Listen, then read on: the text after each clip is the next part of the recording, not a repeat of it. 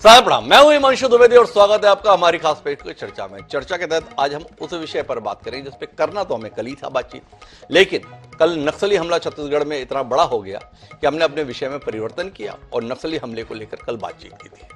आज हमारी बातचीत के केंद्र में केजरीवाल है। हमारा विषय भी यह है, शीश महल में केजरीवाल। दरअसल 2010 से लेकर 2020 के कालखंड को अगर भारतीय राजनीति के संदर्भ में देखें तो दो शख्सियतों ने हैरत में डाला। पहला नाम तो नरेंद्र मोदी का, जो गुजरात के मुख्यमंत्री हुआ करते थे, लेकिन अपने आप को जब उन्होंने प्रस्तुत किया देश के नेता के तौर पर, तो जिस तरीके का अपार जन समर्थन नरेंद्र मोदी को मिला और उनके बूते पर भारतीय जनता पार्टी को मिला और लगातार 2 आम चुनाव में भारतीय जनता पार्टी ने प्रचंड बहुमत से जो जीत हासिल की, उसके संदर्भ में माना यही जाता है और यह सच के बेहद करीब भी है कि वह नरेंद्र मोदी की करिश्माई शख्सियत का नतीजा था। लेकिन देश के स्तर पर जितना अचंभित नरेंद्र मोदी की छवि ने किया, उतना ही अचंभित एक ऐसे शख्स के राजनीति में पदार्पण ने किया जिसका पहले का कोई बैकग्राउंड राजनीति से जुड़ा नहीं था, जिसका परिवार का कोई व्यक्ति भी पहले राजनीति में नहीं था। वह नाम है अरविंद केजरीवाल का। अरविंद केजरीवाल को लोगों ने इस देश में अन्ना हजारे के आंदोलन के माध्यम से जाना। लोकपाल की मांग को लेकर जब देश की राजधानी को मानो ठप कर दिया गया, उस समय 2 किरदार भारतीय सामाजिक व्यवस्था में बड़े चर्चित बने, एक अन्ना हजारे और दूसरा उनके सहयोगी के तौर पर अरविंद केजरीवाल। अरविंद केजरीवाल ने उस आंदोलन के बाद एक राजनीतिक दल का गठन किया जिसका नाम दिया आम आदमी पार्टी। वह टोपी लगाए हुए मैं भी अन्ना से, फिर मैं भी केजरीवाल, मैं भी आम आदमी, इस तरीके से चीजें चली और इसके बीच में झाड़ू जैसा चुनाव चिन्ह लेकर अरविंद केजरीवाल ने यह दावा किया कि ये झाड़ू भारतीय राजनीति में, भारत की सामाजिक व्यवस्था में जो गंदगी 75 साल 70 साल में आ गई है, उसे साफ करने का काम करेगी। उन्होंने बताया कि हम वैकल्पिक राजनीति देंगे, हम आम आदमी बनकर ही राजनीति के अंतर्गत अपने उद्देश्य को प्राप्त करेंगे। अरविंद केजरीवाल ने पहले दिल्ली की जनता को और साथ ही साथ देश की जनता को यह बताने की कोशिश की कि जितने भी राजनीतिक दल हैं वो सब आपसे झूठे वादे करके अपने आप को सत्ता में लाने की कोशिश कर दें, पर हम उनसे अलग हैं। हम कुछ अलग तरीके से काम करेंगे, हम आपके लिए काम करेंगे और बिना किसी सरकारी सहूलियत या सुविधाओं के करेंगे। ना हम घर लेंगे, ना हम गाड़ी लेंगे, ना ही हम ऐसे कोई विशेषाधिकार रखेंगे जिसके लिए राजनीति में आने का सामान्य तौर पर आकर्षण रहता है। अरविंद केजरीवाल जिस विनम्रता के साथ में और जिस दृढ़ता के साथ बात कहते थे, उस पर लोगों ने एतबार किया और नतीजा ये रहा कि जिस दिल्ली पर भाजपा की हुकूमत देश के संदर्भ में है, वहां पर लगातार 3 चुनावों में बढ़त के तौर पर अरविंद केजरीवाल और उनकी पार्टी को जीत हासिल हुई। लेकिन वो अरविंद केजरीवाल अब निशाने पर है। अभी निशाना इस संदर्भ में है कि उनकी कथनी और करनी के अंतर को बताने की कोशिश कांग्रेस और भाजपा लगातार करती रही है, पर कल भारतीय जनता पार्टी ने दस्तावेजी सबूतों के माध्यम से यह बताया कि जो अरविंद केजरीवाल आम आदमी होने का दावा करते थे, जो अरविंद केजरीवाल कभी कहते थे कि राष्ट्रपति भवन खाली कर देना चाहिए, बड़े मकानों की जरूरत ही क्या है, मैं जैसे मकान में रहता हूं वैसे मकान में ही रहना चाहता हूं, मेरे लोग भी वैसे ही मकान में रहेंगे, उन अरविंद केजरीवाल ने अपने आशियाने पर 45 करोड़ रुपए की भारी भरकम राशि खर्च कर दी। 1 करोड़ रुपया केवल और केवल कंसल्टेंसी के नाम पर भुगतान किया गया कि इस मकान को कैसे संवारा जाए, कैसे निखारा जाए। 6 करोड़ के मार्बल लग गए, 10 करोड़ की आंतरिक सज्जा हो गई, पर्दों पर करोड़ों रुपए लगा दिए गए। जो अरविंद केजरीवाल ये बताते थे, ये दिल्ली है जिसमें 40% आबादी झुग्गी झोंपड़ी में रहती है। झुग्गी झोंपड़ी मतलब 10 बाई 10 के कमरे से भी कम के हालात और उनमें 20-20 लोग निवास करते हैं। ऐसे में हम बड़े घर में रहे, ये शर्म नहीं आती? पर अब अरविंद केजरीवाल को क्या शर्म आ रही है, ये सवाल भाजपा के द्वारा पूछा जा रहा है और भाजपा ही नहीं, सोशल मीडिया में अब आम आदमी भी ये सवाल पूछ रहा है। तो हमें लगा इस पर बात होनी चाहिए कि कथनी और करनी के संदर्भ में इस अंतर के साथ में देश की राजनीति कहां जाएगी। जिस पार्टी ने सबसे ज्यादा उम्मीदें जगाई, वो इतने ही कम समय में उन उम्मीदों को तोड़ देने पर क्यों आमादा है? क्या महज 2 राज्यों में सरकार बनाने के साथ में अरविंद केजरीवाल या उनकी पार्टी को लगता है कि उनका काम पूरा हो लिया? तो इस पर हम बात करेंगे, मामले की तह तक जाने की भी कोशिश करेंगे, सच्चाई भी समझने की कोशिश करेंगे। आम आदमी पार्टी के पास भी कहने के लिए इसमें कुछ ना कुछ तो होगा, उसे भी सुनेंगे। तो इस चर्चा का हिस्सा बनने के लिए 4 खास मेहमान हमारे साथ मौजूद है, उनसे आपका परिचय कराएं और इस समय दिलचस्पी का विषय बन चुके केजरीवाल के शीश महल पर कुछ बातचीत करें। उससे पहले लेकिन समय है आज के विचार सूत्र का। हमारा आज का विचार सूत्र यह कहता है कि असत्य सत्य लग सके और हत्या सम्मान नहीं लग सके, राजनीतिक भाषाएं ऐसी ही गढ़ी जाती हैं। जॉर्ज ऑरवेल, मशहूर ब्रिटिश उपन्यासकार, उन्होंने ये बात कही थी, पर यह बात हमारे देश में फलीभूत हो, कम से कम आम आदमी पार्टी के संदर्भ में ऐसी उम्मीद नहीं थी। इस बात को ध्यान में रखते हुए हम इस चर्चा को शुरू करते हैं। हमारे साथ इस चर्चा का हिस्सा बनने के लिए 4 खास मेहमान जुड़ रहे हैं। हमारे साथ में इंजीनियर इमरान लतीफ है, जिस आम आदमी पार्टी को लेकर सवाल हैं उससे जुड़े हुए सवालों का जवाब देने का साहस इमरान लतीफ लेकर हमारे साथ बैठे हैं। हमारे साथ डॉक्टर गुलरेज शेख है। आम आदमी पार्टी से सवाल पूछने के लिए सबसे तेवर के साथ जो शख्स मौजूद रहता है वो गुलरेज शेख है। वो हमारे साथ इस कार्यक्रम का हिस्सा बनकर मौजूद है। आज उनका पसंदीदा विषय, उम्मीद करते हैं कुछ धारदार सवालों के साथ वो इमरान लतीफ से बात करेंगे। हमारे साथ अभिषेक चौधरी है। अजय माकन सवाल उठा चुके हैं, लेकिन कांग्रेस असमंजस में है, केजरीवाल को घेरे हैं। कहीं ऐसा तो नहीं कि इससे मोदी जी की मदद हो जा रही है, पर समझेंगे अभिषेक जी से उनका क्या कहना, सोचना, करना है इस पे। एक व्यक्ति 45 करोड़ खर्च करा दे रहा है, दूसरे के नेता को जो है घर से ही निकाल दिया जा रहा है, तो सवाल तो उठेंगे। इन सब के बीच में प्रेम कुमार जी तटस्थ राय देने के लिए हमारे साथ मौजूद हैं, बहुत ही संजीदा देश के पत्रकार। आप सभी का स्वागत है। चर्चा की शुरुआत हम इमरान लतीफ जी से करेंगे, लेकिन उससे पहले 2 बयान सुनेंगे। एक भाजपा का आरोपों के संदर्भ में और उसके जवाब में संजय सिंह जी के द्वारा जो कुछ कहा गया उसको भी सुनते हैं। तो एक बार सुने। आज है जो न जाने कहां से आवाज निकालते थे और कहते थे मैं कुछ नहीं लूंगा, मैं घर नहीं लूंगा, मैं बंगला नहीं लूंगा, मैं गाड़ी नहीं लूंगा, मैं लाल बत्ती कार नहीं लूंगा, मैं सरकारी गाड़ी नहीं लूंगा, मैं सिक्योरिटी नहीं लूंगा का दस्तावेज एफिडेविट है। एक ही बार इस कलम में रिफिल भरा गया है। आज तक उस कलम में रिफिल नहीं है। वो कलम केवल कपड़े में लगा रहता है, क्योंकि हस्ताक्षर तो मंत्री करते हैं। भ्रष्टाचार का काम करने का काम तो मंत्री करते हैं। महाराज ने एक ही बार हस्ताक्षर किया था और उसमें क्या लिखा था? उसमें लिखा था मैं शपथ लेता हूं मैं लाल बत्ती की गाड़ी नहीं लूंगा, मैं शपथ लेता हूं मैं अपने लिए अनावश्यक सुरक्षा नहीं लूंगा। सुरक्षा बल नेताओं की सुरक्षा के लिए नहीं है, बल्कि आम आदमी की सुरक्षा के लिए होनी चाहिए। नेता को आम आदमी से ज्यादा सुरक्षा नहीं होनी चाहिए। मैं शपथ लेता हूं मैं बड़ा बंगला नहीं लूंगा, आम आदमी की तरह सामान्य घर में रहूंगा।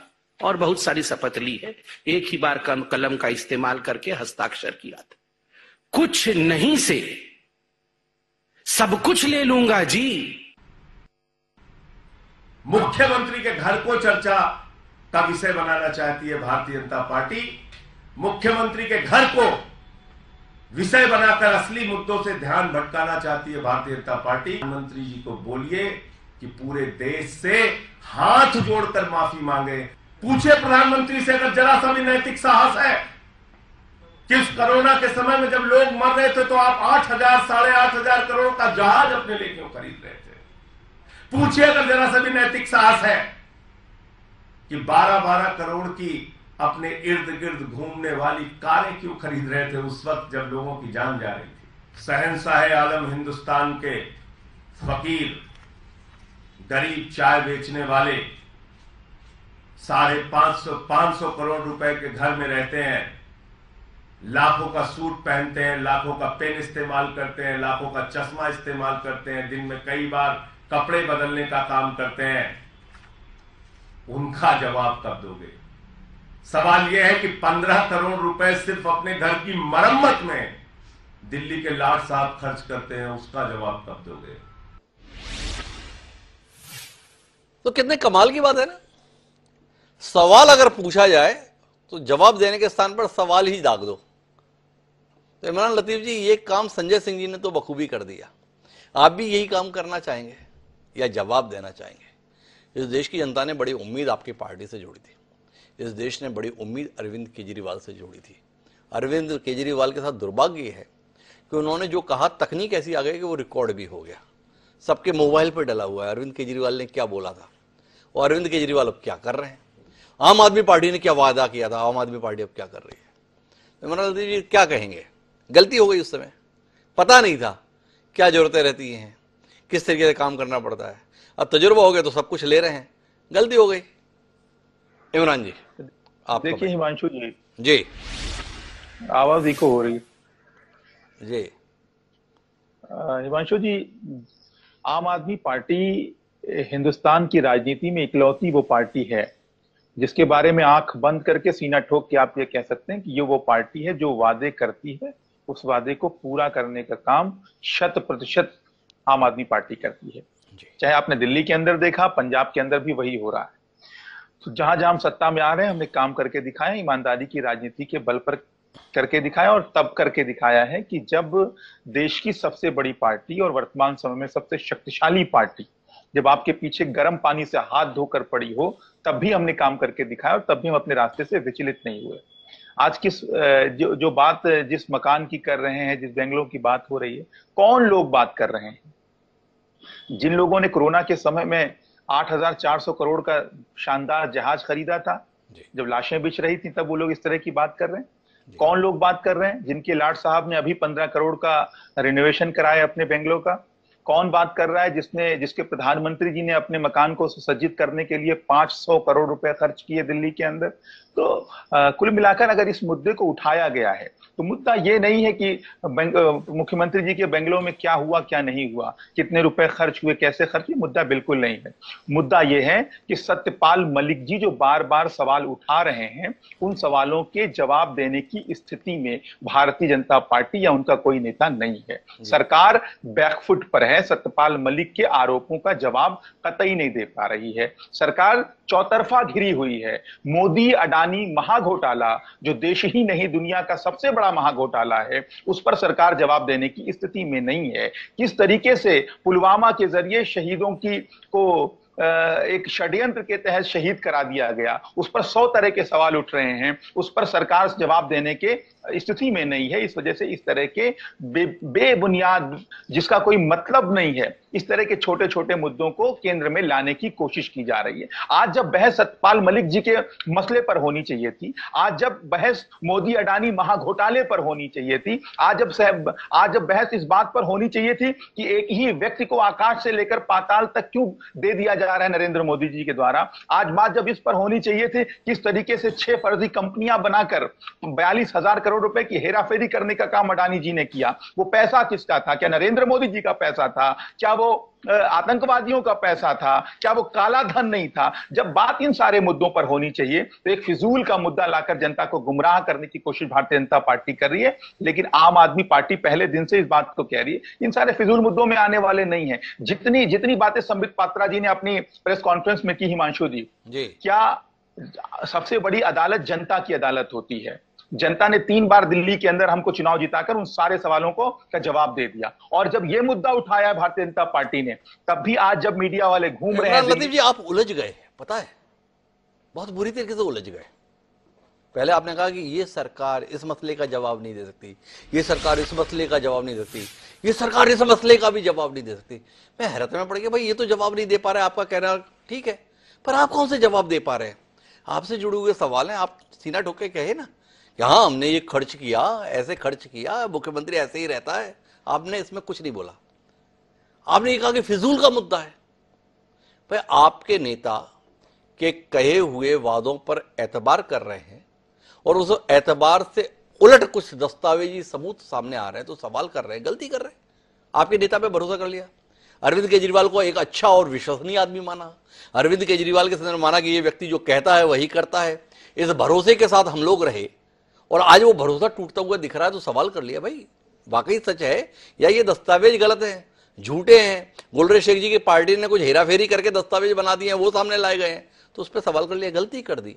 और तीसरा आपने बड़ी कमाल की बात कही, जितने भी सवाल है व्यर्थ है, जनता ने अपना फैसला दिया, 3 बार हम जीत कर रहे हैं। पहले तो संशोधित कीजिए, आप 3 बार नहीं 2 बार जीते। पहली बार अधूरे जनमत के साथ थे, 2 बार आप जीते, बहुत अच्छी बात। पर भाई आप केवल दिल्ली में जीते, गुलरेज शेख जी की जो पार्टी है ना, उसका नाम है भारतीय जनता पार्टी, वो देश के स्तर पर जीती है। देश की जनता ने स्पष्ट जनादेश दिया है, नरेंद्र मोदी के नेतृत्व को देश की जनता ने स्वीकार किया। आप कहां मानने को तैयार होते हैं? आप तो दुनिया भर के सवाल कर रहे हैं। तो इनके संदर्भ में आपके सवाल जायज, और आपसे सवाल कर लिए तो गुनाह हो गया, कुछ उलझन है। लतीफ जी समझाइए, बहुत ईमानदारी से सवाल हैं और उनके उत्तर चाहिए। हम बड़ा बंगला नहीं लेंगे, कहा था कि नहीं कहा था, 1 एकड़ के बंगले में रहते हैं। एक आम आदमी को दिल्ली में किस हैसियत का घर मिलता है, ये जरा समझना चाहते हैं। इमरान लतीफ जी, इसका उत्तर चाहिए। खर्चे के तहत 1 करोड़ रुपए केवल इंटीरियर कंसल्टेंसी में भुगतान हुआ। क्या एक आम आदमी की हैसियत औकात है कि वो 1 करोड़ रुपए केवल ये जानने के लिए भुगतान कर दे कि यार इस घर में पर्दा कैसा लगना चाहिए, सीलिंग कैसी होनी चाहिए, सजावट कैसी होनी चाहिए? तो ये इमरान लतीफ जी दूसरा सवाल है। तीसरा सवाल है, किचन बनाने पे 1 करोड़ 10 लाख खर्च किए गए, ऐसा दस्तावेज है। समझना चाहता हूं ये देश समृद्धि के इस मुकाम पे कब पहुंच गया? और देश को छोड़िए, आपके कुशल नेतृत्व में दिल्ली की जनता इतनी समृद्ध कब से हो गई कि वह झुग्गी झोपड़ी में रहने वाले लोग, जिन्हें आम आदमी बताते हो, जिनके प्रतिनिधि आप हैं, वो आजकल 1 करोड़ की किचन बना रही है। तो थोड़ा इनका उत्तर मिल जाए इमरान लतीफ जी, आनंद आ जाए हम लोगों को कि देखो देश को तो भले ही मोदी जी कहीं से कहीं ना पहुंचा पाए हों, पर अरविंद केजरीवाल की करिश्माई नेतृत्व को देखिए, दिल्ली कहां से कहां पहुंच गए। जी इमरान जी, ये भाजपा जी तो जवाब देते नहीं, पर आप तो आम आदमी पार्टी के प्रवक्ता है ना, एक एक सवाल का जवाब देंगे।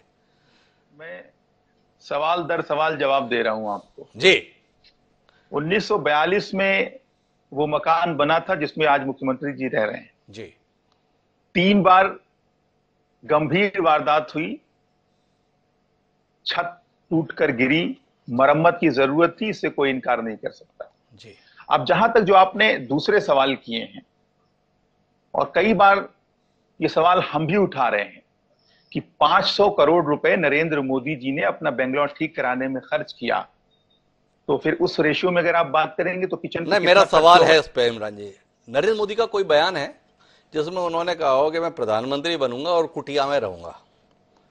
अगर हो तो जरा बताएं, हम लोगों का ज्ञान बढ़ जाएगा ना। आपसे सवाल इसलिए नहीं है एक मुख्यमंत्री ने 45 करोड़ क्यों खर्च कर दिए। मैं रायपुर में बैठा हूं, 100 करोड़ का बंगला बन रहा है यहाँ मुख्यमंत्री में, लेकिन यहाँ के किसी मुख्यमंत्री ने, रमन सिंह ने नींव डलवाई थी, भूपेश बघेल जी में फिनिशिंग हो रही है, पर सवाल नहीं उठ रहे। इसलिए नहीं उठ रहे कि ना तो रमन सिंह ने कहा था कि मैं कुटिया में रहूंगा, ना भूपेश जी ने बोला था मैं कुटिया में रहूंगा। आपके नेता ने बोला था, बहुत दमदारी से बोला था, हर मंच पर बोला था। आपको जवाब देना होगा इमरान जी, इस दलील से काम नहीं चलेगा। प्रधानमंत्री के 500 करोड़ बताइए ना, भाजपा ने बोला था क्या? नरेंद्र मोदी जी ने बोला था क्या? इसका उत्तर तो देंगे ना आप। आपने तो बताया था, देखो कैसे घटिया लोग हैं, देखो कैसे निकृष्ट लोग हैं, गरीब आदमी मर रहा है, ये मजे कर रहे हैं, हम ऐसा नहीं करेंगे, पर आप तो करने लगे। इसलिए सवाल है इमरान जी, उत्तर दीजिए, विनम्रता से आग्रह। 1 करोड़ रुपए कंसल्टेंसी का कौन आम आदमी की हैसियत देश में हो गई जो दे सके? उत्तर चाहिए इमरान जी, बहकाइए मत प्लीज, आपसे ऐसी उम्मीद नहीं है ना, आप तो आम आदमी हैं। आम आदमी बहकाएगा तो कैसे काम चलेगा? ये तो नेताओं का काम था। हिमांशु जी, आम आदमी कितना भी कमजोर होगा लेकिन एक चौकीदार से समृद्ध होता है जी। आम आदमी पार्टी, अरे आम आदमी की मैं बात कर रहा हूं, आम आदमी कितना भी कमजोर होगा आर्थिक रूप से, लेकिन एक फकीर से समृद्ध होगा जी। किसी ने कहा था ना, फकीर हूं, झोला उठाऊंगा, चल दूंगा। किसी ने कहा था मैं चौकीदार हूं, और उसके बाद क्या हुआ? 500 करोड़ रुपए, 45 करोड़ में आप सवाल पूछते पूछते थक नहीं रहे हैं जी। 500 करोड़ के जवाब कौन देगा जी। अगर 45 करोड़ का काम हुआ, उसमें 1 करोड़ 10 लाख रुपए किचन पे खर्च हो गए, अरे जब 500 करोड़ पूरे घर की मरम्मत में लगे होंगे तो किचन पे कितना लगा होगा? जरा रेशियो करके हमको बता तो दीजिए, कैलकुलेट करके। जी। कंसल्टेंसी को 500 करोड़ के हिसाब से जब पेमेंट किया गया होगा तो कितना किया गया होगा, इस पे भी सवाल करें। और पेमेंट किसने किया? किसके लिए वो बेंगलोर तैयार हो रहा था? अरे एक चौकीदार के लिए जी। एक चौकीदार, एक फकीर के लिए जो झोला अरे तो चौकीदार किसका है? देश का है। कौन सा देश का? 140 करोड़ की आबादी के देश का। लेकिन मेरा सवाल वापस है इमरान जी, आप समझने की कोशिश कीजिए। मैं फिर कह रहा हूं, 500 करोड़ के खर्चे पे ऐतराज आपका जायज हो सकता है, उससे इंकार नहीं, पर क्या भारतीय जनता पार्टी और नरेंद्र मोदी ने देश को यह भरोसा दिलाया था, यह दावा किया था कि हम अगर प्रधानमंत्री बनेंगे तो 2 कमरों के घर में रहेंगे? नहीं, आपने कहा था, आप पर जनता ने एतबार किया था, आप वैकल्पिक राजनीति का संदेश लेकर राजनीति के क्षेत्र में पदार्पित हुए थे। आप पर जैसा भरोसा जनता ने जताया, ऐसा भरोसा अतीत में आसानी से देखने को नहीं मिलता। आप समझने की कोशिश कीजिए सवाल की गंभीरता को। आरोप प्रत्यारोप की राजनीति के तहत आपको नहीं देखा गया। आप कांग्रेस भाजपा इसकी भीड़ का हिस्सा नहीं थे। आपके संदर्भ में लोगों ने उम्मीद की थी कि ये वो लोग हैं जिनके लिए राजनीति पेशा नहीं है। आज आप सवाल के घेरे में हैं, कोई उत्तर तो खोज रहे होंगे। आपसे सवाल है, छत गिरी बहुत अच्छी बात, पर एक आम आदमी के घर की अगर छत गिरती है तो मरम्मत में हजारों रुपए खर्च किए जाते हैं, करोड़ों नहीं। उत्तर चाहिए इमरान लतीफ जी। वापस दोहराता हूं, क्या आपको नहीं लगता है कि आपके नेता ने आप सबके लिए संकट पैदा कर दिया? या तो ये कहना नहीं था, और कहा था जितनी दमदारी से तो फिर उसे निभाना था। इमरान जी इसका उत्तर दे, फिर गुलरेज जी के पास चले उन सवालों को लेकर जो आप पूछना चाहते हैं। हिमांशु जी, मैं फिर वही बात कह रहा हूं कि आम आदमी को तो रहने के लिए कम से कम 2 कमरे के ही घर की जरूरत होती है, फकीर के लिए तो उसकी भी जरूरत नहीं होती है। अरे किस किस्म का फकीर है भाई कि 500 करोड़ रुपए मकान को ठीक कराने में लगा देता है? उस फकीर से भी तो सवाल पूछ लिया जाए एक बार। अब इमरान जी का कहना है मेरे का पीछा छोड़ दो भाई, फकीर से पूछ लो, चौकीदार से पूछ लो। अब फकीर या चौकीदार तो नहीं है, पर फकीर या चौकीदार जिस पार्टी से ताल्लुक रखता है ना, उसका प्रवक्ता मेरे पास है, नाम उनका डॉक्टर गुलरेज शेख है। गुलरेज जी, इमरान जी का कहना है हमारे गुनाह को इसलिए माफ कर दो कि हमसे बड़े गुनाह आप कर रहे हैं।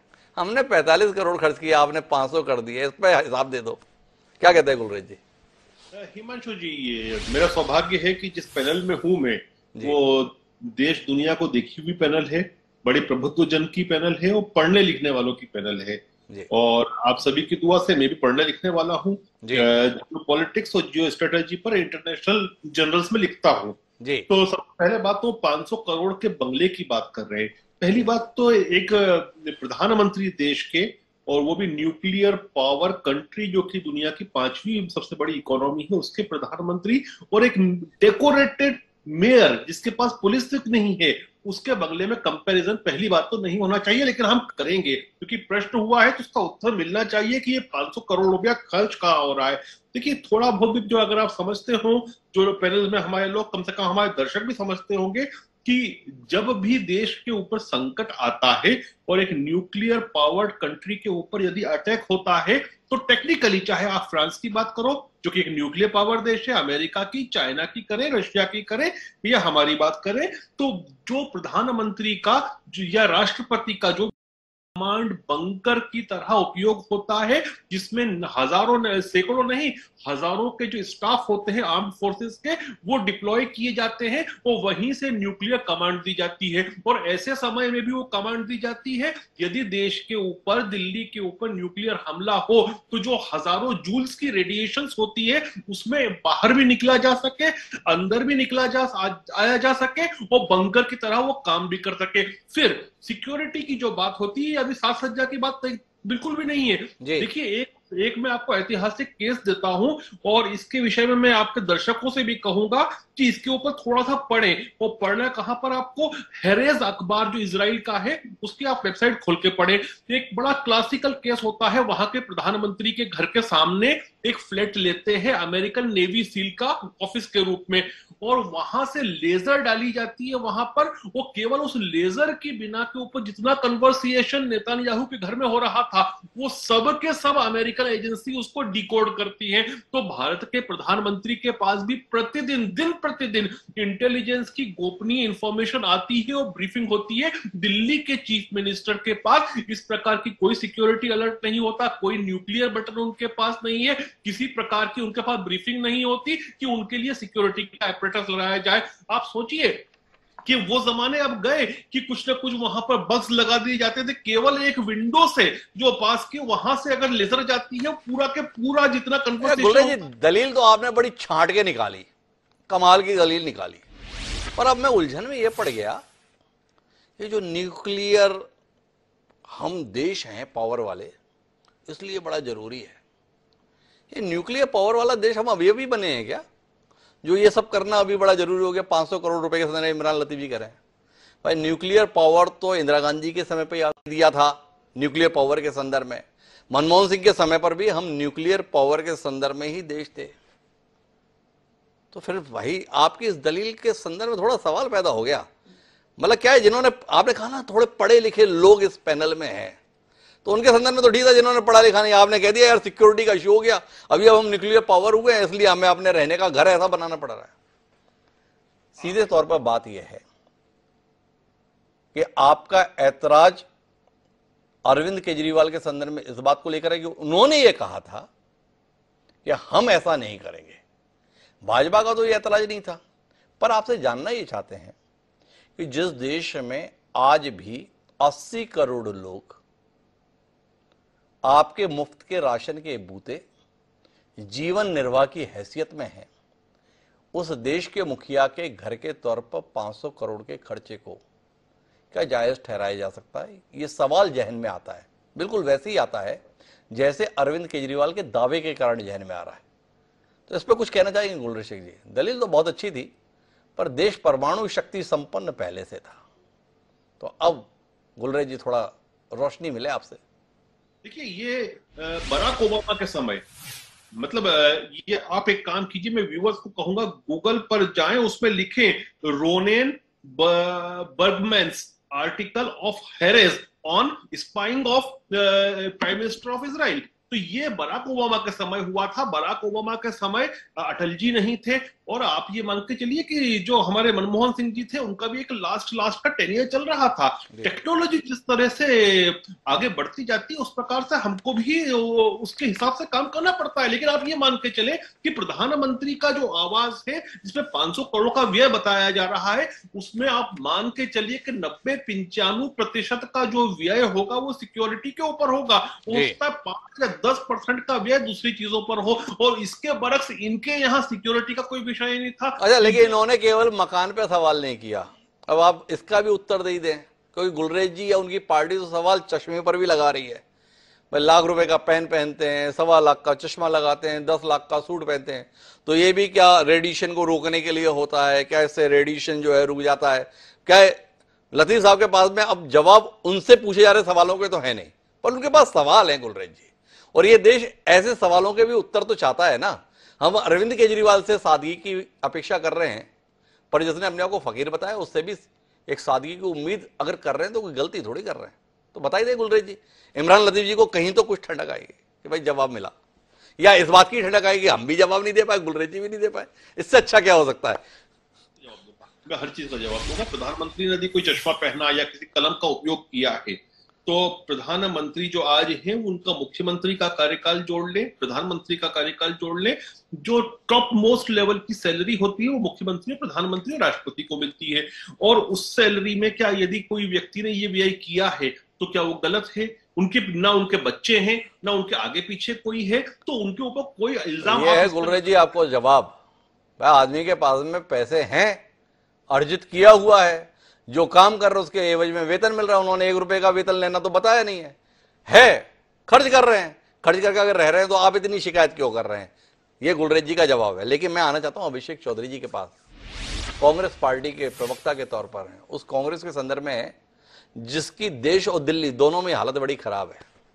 अरविंद केजरीवाल ने लेकिन जैसी हालत कांग्रेस की है वैसी किसी ने आज तक कांग्रेस की नहीं।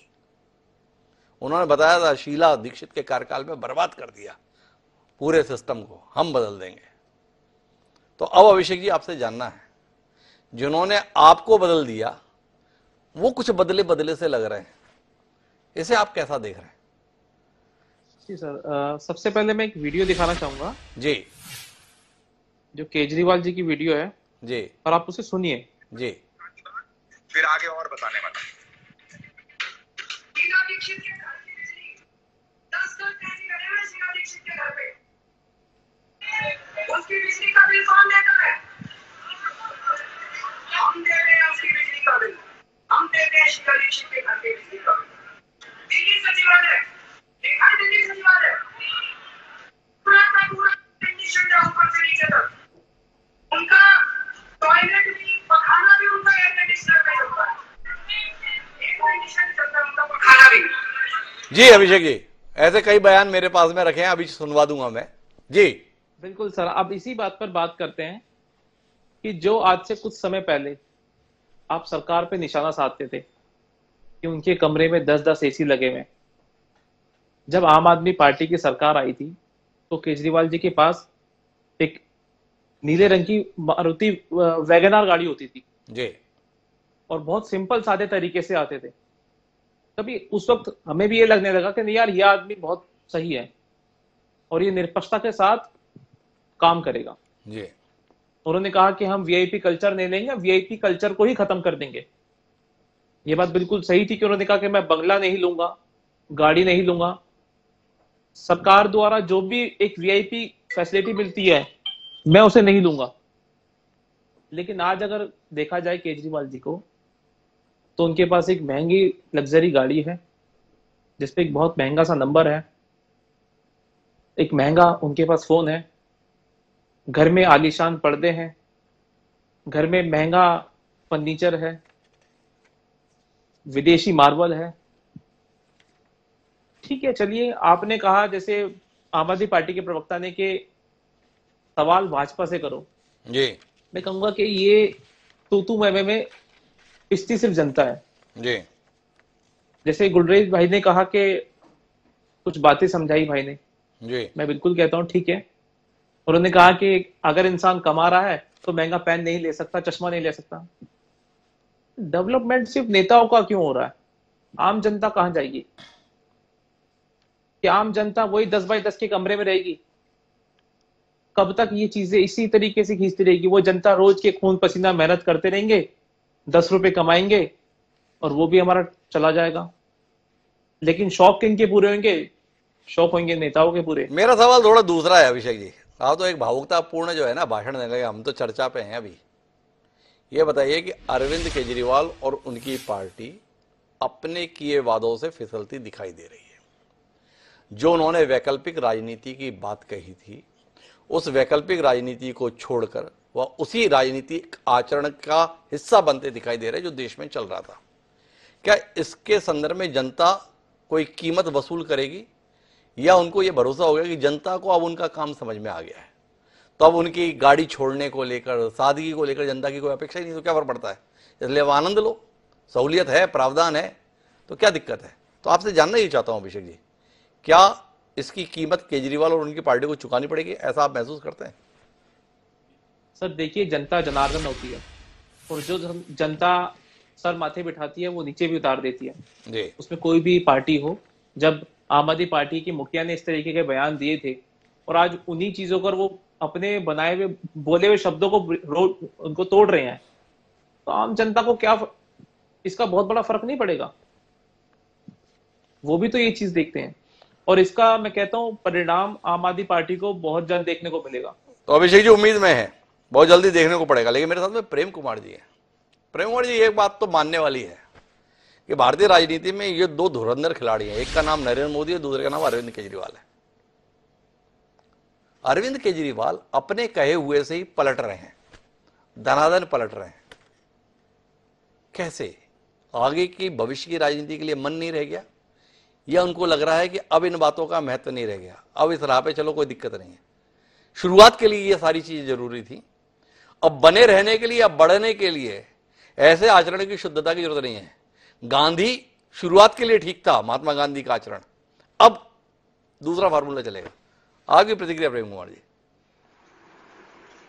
जी मनसुख जी, अरविंद केजरीवाल जी ने निश्चित रूप से एक नई राजनीति की उम्मीद जगाई थी और वो उम्मीद खत्म हुई है, ये भी सच है।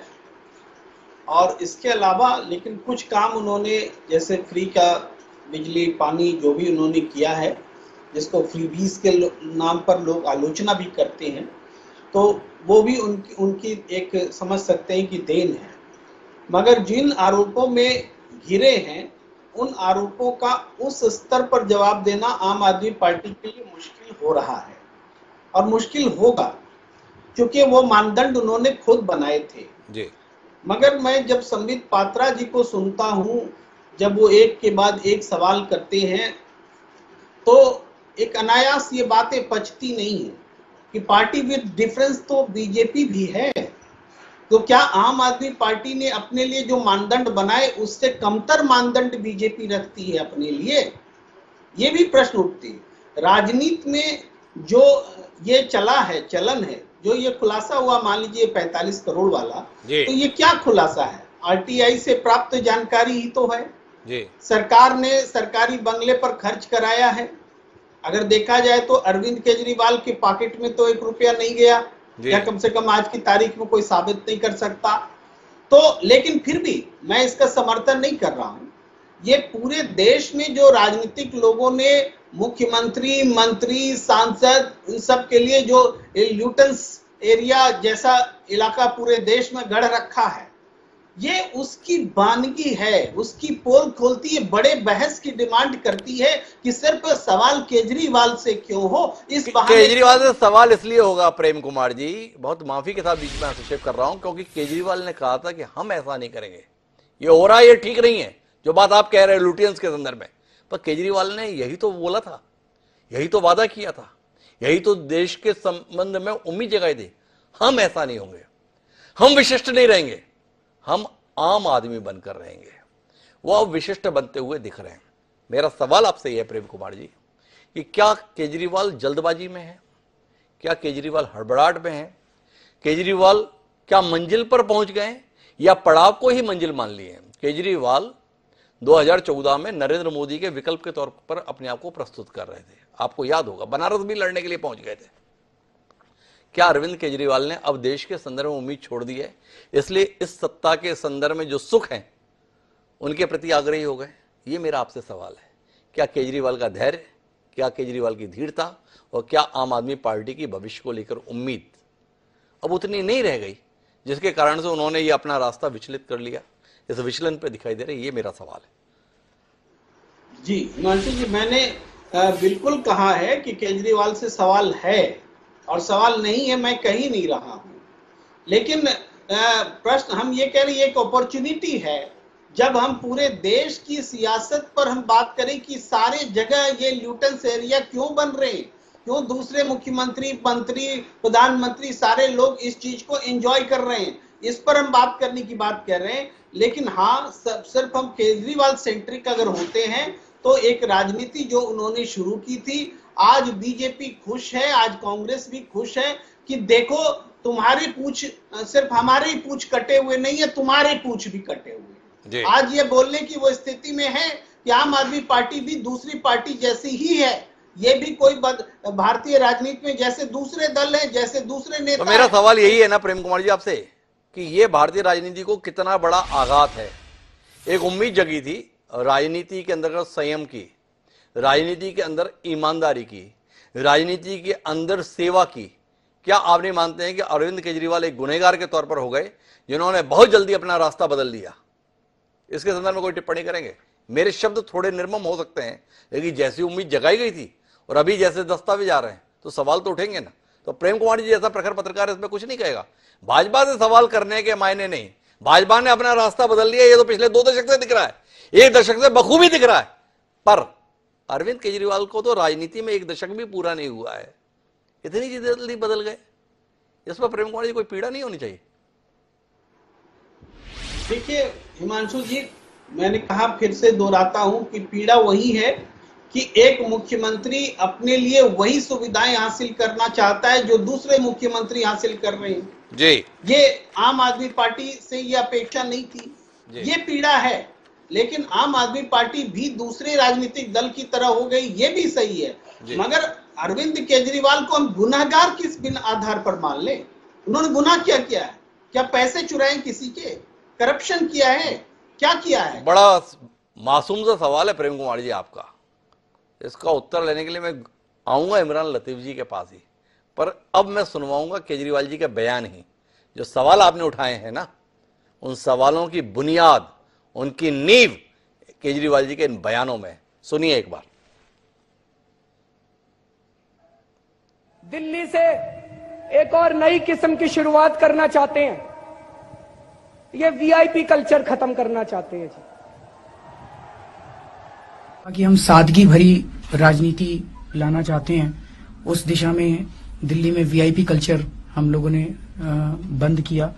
जो कल से आप लोग कह रहे हैं कि एमपीज अपने लिए सुविधाएं मांग रहे हैं हवाई जहाजों के ऊपर, हमने तो अपने लिए जो एग्जिस्टिंग सुविधाएं थी वो भी बंद कर दी। ना कोई लाल बत्ती, ना कोई सिक्योरिटी, ना कोई बड़ा बंगला, वो सारी सुविधाएं बंद की गई। एक आम आदमी की तरह रहना चाहिए। कई सारे ऐसे डेवलप्ड कंट्रीज हैं जहाँ पे वहाँ का प्राइम मिनिस्टर भी बताते हैं कि बस में जाता है अपने दफ्तर। तो एक आम आदमी की तरह हम लोगों को भी रहना चाहिए। ये देश वीआईपीओं के लिए है, आम आदमी के लिए नहीं है। इनका बस चले तो सारे आम आदमियों को उठा के ये महासागर में डाल दें, पैसिफिक ओशन में उठा के फेंक दें। इनको लगता है ये आम आदमी जो है यही सबसे बड़ी प्रॉब्लम है। केवल वीआईपी के लिए। वीआईपी लोगों के लिए अलग सड़कें, अलग घर, अलग सिक्योरिटी, सब अलग उनके लिए। हम चाहते हैं सारा वीआईपी कल्चर खत्म हो। इस देश में एक ही वीआईपी होगा, वो होगा आम आदमी। बस हर आम आदमी इस देश का वीआईपी होगा। तो जितनी लाल बत्ती की गाड़ियां हैं सब बंद, किसी को लाल बत्ती की गाड़ी नहीं मिलनी चाहिए। तो अगर हमारी आम आदमी की पार्टी से कोई जीतेगा तो उसको लाल बत्ती नहीं लेगा वो। दूसरा, ये इतने बड़े बड़े घरों में रहते हैं, क्यों रहते हैं? ये हमारे इतने गरीब देश का राष्ट्रपति, पता नहीं कितने बताते, 340 एकड़ का मकान है, कितने का उसका, इतना बड़ा मकान। दिल्ली की 40% आबादी झुग्गी झोपड़ी में रहती है। एक एक झुग्गी में 20-20 लोग रहते हैं, पैर फैलाने को जगह नहीं है। मैं बहुत छोटा सा आदमी हूं, मेरी बहुत छोटी सी औकात है। आज मेरे घर में 4 या 5 कमरे हैं। मैं जहां भी जाऊंगा 4-5 कमरों से ज्यादा की मेरे को क्या जरूरत है भाई साहब। कई चाहने वाले मेरे दोस्त और हमारे जो पार्टी के सपोर्टर्स हैं, उन लोगों के मेरे पास फोन आए, नीचे रखो, उन लोगों के और जो जनता के भी फोन आए, उनके मैसेजेस आए और उन्हें लगा कि मुझे ऐसे घर में नहीं जाना चाहिए। सो मैं ये दोनों घर छोड़ रहा हूँ और मैं सरकार को बोलूंगा कि वो मेरे इस पार्टी से जो नेता जीत के आएंगे, जो लोग जीत के आएंगे, वो बड़े बंगले नहीं लेंगे। And I'm again making it very clear on your channel, on your program today, I will never fight elections in my life and I don't want to hold any post in my life. गठबंधन की सरकार बनाने नहीं जा रही और BJP और कांग्रेस के साथ गठबंधन करके आप भ्रष्टाचार दूर नहीं कर। जिस दिन ये पार्टी सत्ता से पैसा और पैसे से सत्ता में पड़ेगी, मैं अपने आप को अलग कर लूंगा और जिस दिन अन्ना अलग कर लेंगे, मैं भी अपने आप को अलग कर। क्या कहें इमरान लतीफ जी, आपको इस समय में लग रहा होगा यार क्यों ऐसी तकनीक आई जिसमें ये सारी चीजें रिकॉर्ड हो गई। क्या कहते हैं इमरान जी, खुद ही बोलिए ना, हम क्या सवाल करें। उनका किया हुआ हर वादा, हर दावा अपने आप में सवाल की शक्ल में आपके सम्मुख है। जी इमरान जी, आम आदमी थोड़ा रोशनी देना। बस थोड़ा समय चाहिए होगा, सवाल बड़े अच्छे आपने उठा दिए हैं। आम आदमी पार्टी ने चुनाव में जाने के दरमियान दिल्ली की जनता से वादा किया था कि अगर आप हमको मौका देंगे तो हम दिल्ली के लोगों को आधे दाम पर बिजली देंगे। जब हम चुनाव जीते, हम सरकार के अंदर आए तो हमने आधे दाम पर बिजली नहीं दी, हमने बिजली फ्री कर दी। ये है आम आदमी पार्टी का वादा और उस वादे को पूरा करने का इरादा। आम आदमी पार्टी ने कहा था विश्व स्तरीय स्कूल और अस्पताल बनाएंगे और हालत यह है कि जब देश के प्रधानमंत्री को अमेरिका के राष्ट्रपति की पत्नी को कोई सरकारी स्कूल दिखाना है तो वो गुजरात नहीं लेकर जाते, उत्तर प्रदेश नहीं लेकर जाते, हरियाणा लेकर नहीं जाते, अरविंद केजरीवाल और मनीष सिसोदिया के बनाए हुए दिल्ली के सरकारी स्कूल को दिखाने के लिए लेकर आते हैं और गुजरात का जो मॉडल होता है उसको टेंट से ढक देने का काम करते हैं। तो ये होता है वादा करना और उस वादे को कैसे पूरा करना। अब दूसरी तरफ आप बात कर लीजिए, अभी आपने भी एक बात कही कि 40% लोग दिल्ली के अंदर झुग्गियों में रहते हैं। भाई प्रधानमंत्री जी ने तो वादा किया था कि 2022 तक सबको पक्के मकान मिल जाएंगे, सबको चाबियां मिल जाएंगी मकान की। या तो 2022 गया नहीं या तो सबको चाबी मिल गई। तो वादे ये हैं, आज आम आदमी पार्टी की हिमांशु जी पहचान ये है कि हम जो वादे करते हैं जनता से चुनाव के दरमियान उससे ज्यादा काम करके दिखाते हैं। इसकी दलीलें मैंने आपके सामने प्रस्तुत कर दी जी। और यही कारण है कि दिल्ली से हम निकलकर पंजाब पहुंचे, पंजाब से निकलकर हम गुजरात में चुनाव लड़े, गुजरात के अंदर हम चुनाव लड़कर आज राष्ट्रीय पार्टी बनकर बैठे हैं। और आज भी जब हम बात कर रहे हैं तो हम इधर उधर की बात नहीं कर रहे हैं, बहुत पढ़ी लिखी बातों में जनता को उलझाने का काम नहीं कर रहे हैं। हम यही बात कह रहे हैं कि जो वादे हमने किए थे उन वादों पर हमने काम करने का काम किया है, उन वादों को डिलीवर करने का काम किया। अभी गुलरेज भाई बहुत पढ़े लिखे आदमी, उतना तो मैं नहीं हूं, मैं तो आम ही आदमी हूं। माँ बाप ने गेहूं धान बेच के इंजीनियर बना दिया था किसी तरीके से, लेकिन उन्हें सब कुछ बताया, न्यूक्लियर और ये वो जो कुछ मैं नहीं जानता हूं। इन्होंने ये नहीं बताया कि 8,400 करोड़ का वो शहनशाही जहाज किस लिए चाहिए था प्रधानमंत्री जी को। चुनाव प्रचार में दिक्कत आ रही थी क्या? बड़ी दिक्कत है इमरान लतीफ जी।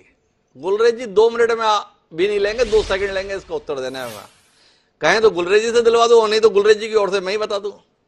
भाई न्यूक्लियर पावर वाला जो देश होता है ना, उसका घर ही सुरक्षित नहीं चाहिए होता है गुलरेज जी। आप तो इंजीनियर आदमी है, उसका विमान भी जो है ऐसे हमलों से बड़ा सुरक्षित किस्म का चाहिए होता है।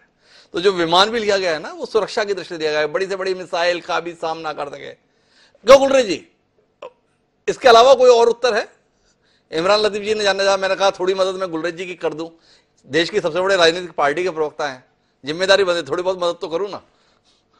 अच्छा हिमांशु जी, इसके ये भी बता दीजिए कि देश के प्रथम प्रधानमंत्री नरेंद्र मोदी जी हैं। ये जो इतिहास का एक हम लोग जो पढ़ते आए कि फला पहला प्रधानमंत्री था, फला दूसरा प्रधानमंत्री, ये भी भ्रम दूर हो जाए। देश के पहले प्रधानमंत्री नरेंद्र मोदी जी थे, आज ये भी देश को बता दीजिए, मामला खत्म हो जाए सर, क्योंकि सब कुछ वहीं से शुरू हुआ है। बहरहाल पहले ना कोई प्रधानमंत्री था ना उसको कोई सुरक्षा। गुलरेज जी से तो मैं सवाल कर ही लूंगा, लेकिन इमरान लतीफ जी, आज पहली बार ऐसा महसूस कर रहा हूं कि आम आदमी पार्टी अपने किए हुए दावों के संदर्भ में उत्तर खोज पाने में नाकाम हो रही। जब आपकी पार्टी की बैठक हो तो अपने नेता से पूछना जरूर, जो स्वयं के संदर्भ में आचरण कर नहीं सकते उसके संदर्भ में इतना बढ़ चढ़कर दावा क्यों कर लेते हो? ये सवाल आपका पीछा नहीं छोड़ेगा, ऐसा मुझे लगता है इमरान लतीफ जी निजी तौर पर, क्योंकि आपने उम्मीद ऐसी जगाई थी। आप वैकल्पिक राजनीति के संदर्भ में जो उम्मीद जगाए थे, उस उम्मीद पर आघात पहुंचा है इन आंकड़ों से, इन दस्तावेजों से। पर मैं गुलरेज जी वापस आपके पास में रुक करता हूं और आपसे जानना ये चाहता हूं, यह दस्तावेज आपके लिए कितनी उम्मीद जगा रहे हैं? आम आदमी पार्टी शने शने भाजपा, जो पार्टी विद डिफरेंस दिखाई देती थी, उस जगह को भर रही थी। आपकी बल्लियां तो नहीं उछल रही कि जो भाजपा की जगह ले सकती थी वो बड़ी जल्दी ही जो है घेरे में आ गई। गुलरेज जी। हिमांशु जी, देखिए, इनके उप मुख्यमंत्री शराब के वाले केस पे जेल में बैठे हैं, इनके स्वास्थ्य मंत्री तिहाड़ जेल में बैठे हैं लगातार। कोर्ट में, मैं सरकार की बात नहीं कर रहा, मैं ईडी की बात नहीं कर रहा, मैं सीबीआई की बात नहीं कर रहा, कोर्ट उनको जमानत नहीं दे रही, कोर्ट देख रही होगी क्या कारण है जो उनको जमानत नहीं मिल रही है। मुझे इसमें भी कहीं ना कहीं शक है कि आप बताइए, 1 करोड़ रुपए की यदि कंसल्टेंसी है तो इसकी सीबीआई की यदि जांच हो तो इसमें भी मालूम पड़ सकता है कि उसमें वापस कितना लिया गया, दिया तो गया और वापस कितना आया गया, इसके ऊपर भी मुझे संशय होता है, क्योंकि बहुत सारी चीजें। और फिर दूसरी बात, आप ये बताइए, मैं जब इंग्लैंड में पढ़ता था तो मैं पत्थर बेचता था, मार्बल। मैं इसलिए मार्बल के बारे में ज्यादा बोल सकता हूँ क्योंकि वहां पर ये होता है कि हम अपना जेब खर्च निकालने के लिए कुछ ना कुछ काम करते हैं। तो मैं इंडिया के ग्रेनाइट और मार्बल बेचता था, और मकराना का मार्बल सबसे अच्छी क्वालिटी का होता है जिससे ताजमहल बना है। फिर इन्होंने वियतनाम का मार्बल क्यों लिया, ये भी एक प्रश्नवाचक चिन्ह है। क्या खेल थे? तो उसके ऊपर मैं तो रिक्वेस्ट करूंगा कि खुद दिल्ली के मुख्यमंत्री केजरीवाल जी सीबीआई से रिक्वेस्ट करें कि आपका बस चले तो ये केजरीवाल दाल कौन सी खाते हैं, आप तो इस पर भी जांच बिठवा सकते हैं। इसके संदर्भ में किसी को ऐतराज नहीं है और किसी को अचरज भी नहीं है, दोनों ही चीजें हैं गुलरेज जी। पर मेरा सवाल जो था, थोड़ा व्यक्तिगत टिप्पणी से हटके आने वाली राजनीतिक संभावना पर बात करें गुलरेज जी। जानना ये चाहता हूं आपसे कि भारतीय जनता पार्टी जिन अरविंद केजरीवाल को फूटी आंख पसंद नहीं करती है, ये मसला को आम आदमी पार्टी आपके सबसे बड़े नेता के साथ जोड़कर प्रस्तुत कर रही है कि हम पर अगर सवाल है तो इससे कई गुना खर्च के साथ में देश का सबसे बड़ा नेता सवालों के घेरे में होना चाहिए। क्या आपको लगता है गुलरेज जी ये विचार का विषय बनेगा? नहीं, अगर आप मुझे समय दे तो इन्होंने अभी जहाज के विषय में बात की, उसको भी मैं जवाब दे सकता हूँ जी। और आप चाहते हैं जवाब? तो देखिए, भारत के प्रधानमंत्री हैं और भारत के प्रधानमंत्री जब भी बाहर जाते हैं तो दूसरे हेड्स ऑफ स्टेट्स से मिलते हैं। आपने देखा था कुछ समय पहले हमारे पड़ोस के देश पाकिस्तान में एक प्रधानमंत्री इमरान खान नाम का आया था, और उसके भाषण और केजरीवाल के भाषण बिल्कुल मिलते जुलते थे। वो भी ये कहते थे कि मैं बंगले में नहीं रहूंगा, मैं हेलीकॉप्टर का उपयोग नहीं करूंगा, मैं चाय के साथ बिस्किट भी बंद कर दूंगा। ये सब किया था उन्होंने। हुआ क्या था कि वो अमेरिका जाना था तो वो एक सामान्य प्लेन से गए, पहले सऊदी अरब रुके। सऊदी अरब के शहजादे MBS ने बोला कि नहीं, आप मेरा जहाज लेकर जाओ, अच्छा नहीं लगता आप ऐसे जाएंगे बतौर प्रधानमंत्री। तो वो उनका जहाज लेके गए। वो कुछ ना कुछ इन दोनों के बीच में समस्या हुई, तो वो जब अमेरिका उतरे तो उन्होंने अपना जहाज वापस मंगवा लिया, और फिर वो एक बिजनेस क्लास का टिकट लेकर आए और दुनिया भर के अखबारों में वो फोटो जो थे वो सर्कुलेट हुए, तो उनके देश का उसमें अपमान हुआ। ये चाहते हैं कि जैसे ये करते थे पहले, आजकल थोड़ा सुधर गए हैं, ये पहले ये नाटक करते थे कि एक चप्पल पहन के मफलर डाल के शर्ट को जानबूझ के आउट रख के कोई फ्रांस के राष्ट्रपति आए, कहीं के भी राष्ट्रपति आए तो पहुंच जाते थे। तो थोड़ा आप ये सोचिए कि आप देश को रिप्रेजेंट कर रहे हो और रिप्रेजेंट जैसा करना चाहिए, देश की शान है। माफ करिए डॉक्टर गुलरेज शेख, ये देश तपस्वियों का है। हमने महात्मा गांधी को इस देश की आजादी के लिए लड़ते हुए देखा है। एक लंगोटी और एक धोती में उन्हें लंदन की सड़कों पर देखा है और उन अंग्रेजों को उनके सामने झुकते हुए भी देखा है। तो दुनिया के सामने बेइज्जती होगी, दुनिया के संदर्भ में कंगाली अलग चीज है और त्याग तपस्या अलग चीज है। गुलरेज जी, आपके पास हो और फिर भी आप उपयोग ना करें, इसे कहते हैं त्याग। और आपके पास है ही नहीं और उसके कारण से आप बिना कपड़ों के दिखाई दें, उसे दारिद्र्य कहते हैं। त्यागी में और दारिद्र्य में यह मूलभूत अंतर होता है गुलरेज जी। बहरहाल अरविंद केजरीवाल ने अपने आप को त्यागी के तौर पर बताना चाहता। वो पात्र हैं बड़े बंगले में रहने का, पर वो लेंगे नहीं। वो पात्र हैं बड़ी गाड़ियों में चढ़ने के बतौर मुख्यमंत्री, पर वो चढ़ेंगे नहीं। वो पात्र हैं विलासिता वाली सुविधाओं के, लेकिन वो उनका उपभोग नहीं करेंगे। इस त्याग के संदर्भ में जो उन्होंने उम्मीद जगाई थी, वो उम्मीद टूटी है। इसलिए मैं आखिरी टिप्पणी के लिए प्रेम कुमार जी वापस आऊंगा आपके पास। इस विषय के संदर्भ में भाजपा को सवालों के घेरे में आप लाएं, ये आपकी मर्जी है, पर भाजपा से उम्मीदें टूट गई थी। और अरविंद केजरीवाल एक बड़ा कारक थे जिसके कारण से नई उम्मीदें जागी थी।